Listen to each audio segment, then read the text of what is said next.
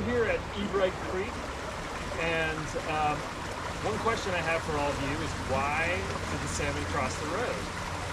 And that's of course because the salmon wanted to get to the other side.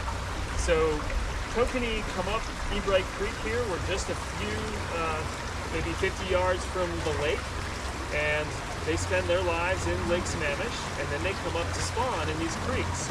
And so here's an example of how they get from one side of a road to another. And this is called a culvert. And a culvert is basically just a pipe, and a pipe that carries water from one side of the road to the other. And this is an example on the East Lake Sammamish Trail. And this is basically old technology that we're using with two sort of small pipes. You can see they're not as wide as the creek, so they're really kind of small. You get situations like this where you have a drop-off. Sometimes in some creeks these can be 4 to 5 to 8 to 10 feet tall, and that's something that kokanee and other salmon can't make up and over. And the other challenge with small pipes like this is that when you have high flows, you get water pumping through here, and salmon can't fight that flow. So what's great about this site is that King County is going to come in this summer and replace this set of pipes with a bigger culvert and bridge to go over the creek.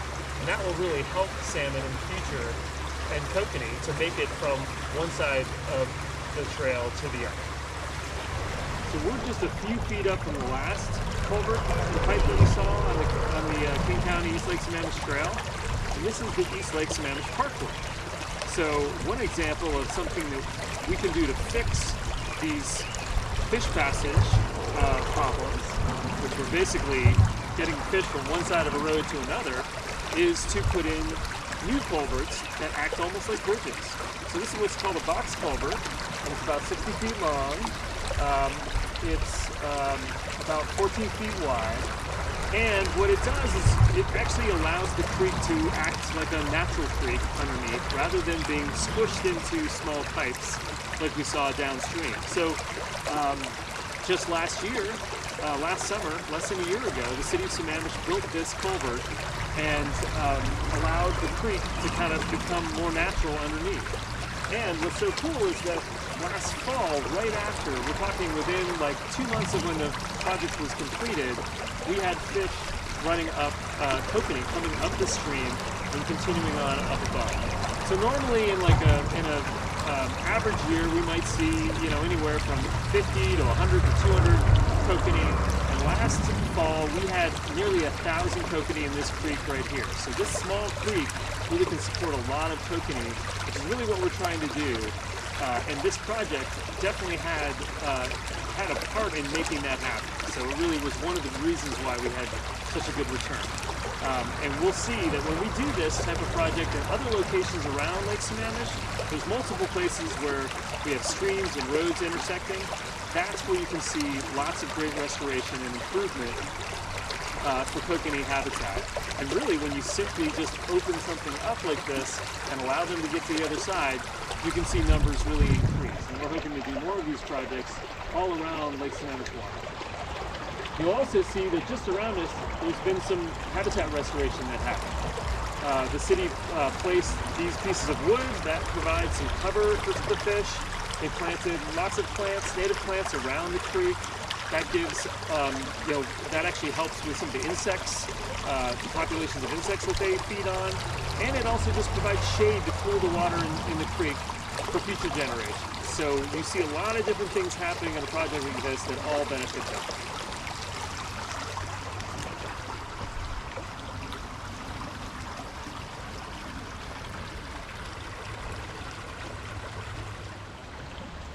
How do we tell how many babies came from those 1,000 fish that came back to us? Well, we track them and count them.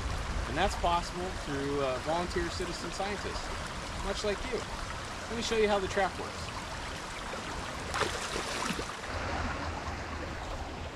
So this is called an inclined plane trap, and it collects water from the stream and whatever's passing through it, including our little kokanee fry, and removes the water and traps whatever is passing through in this box right here. So what I'm going to do is lower this trap into the water and let you see how it works. First I'll start at the top.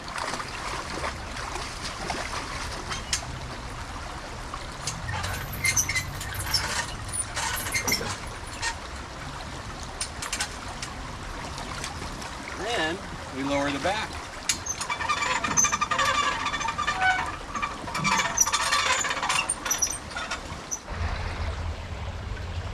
Alright, so we got the trap lowered into the water. Right now, if you look up front, you can see it's collecting the water. It's passing through the stream. The water's leaving through the sides here. And there's a slow trickle coming over this edge. And we'll let this run for about an hour and then check it to see how many kokanee we had in here. So we've run this for about an hour and haven't collected any kokanee, but I'm not surprised. They usually run at night. So it's important to do this sampling though, because it lets us know how many fish came from the adults that were spawning. And it gives us an indication on their success. So if we had a lot of fish return and not a lot of kokanee fry come out of the streams, then we'd know that there's a problem upstream and something for us to look at.